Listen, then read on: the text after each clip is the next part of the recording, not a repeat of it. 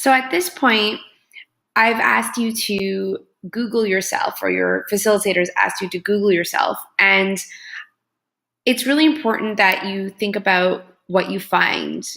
Very often people will say, well, what's the big deal? Like, I don't have anything, and that's a good thing, right? And I want you to think about that for a second, because I do this activity also with students, and when I get them to Google themselves, they'll find many different things. So I'll ask them to Google themselves, and I'll say, like, well, what did you find about yourself?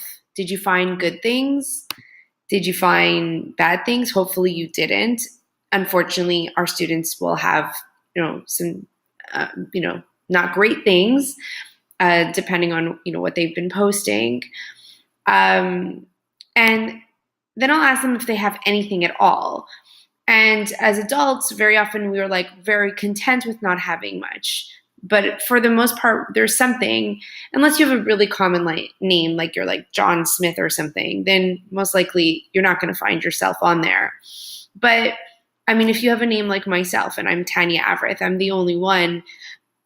When I didn't have anything that I was contributing myself, it was not good, because anytime any student went on to rate my teacher and decided that they had a bad day with me, they could write anything and did define who I was as an educator, but that's what people would find when they Googled me. So I didn't have any control of my digital identity.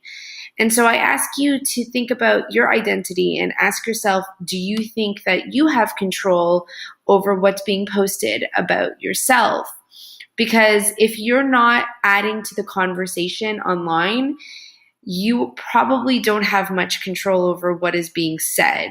And so this is why it's so important for you to think about connecting yourself online and having a conversation where you are contributing to your digital presence. And the best way for you to do that is to contribute using social media. So I'm going to come back in a moment in another video and share with you a bit more about how that works.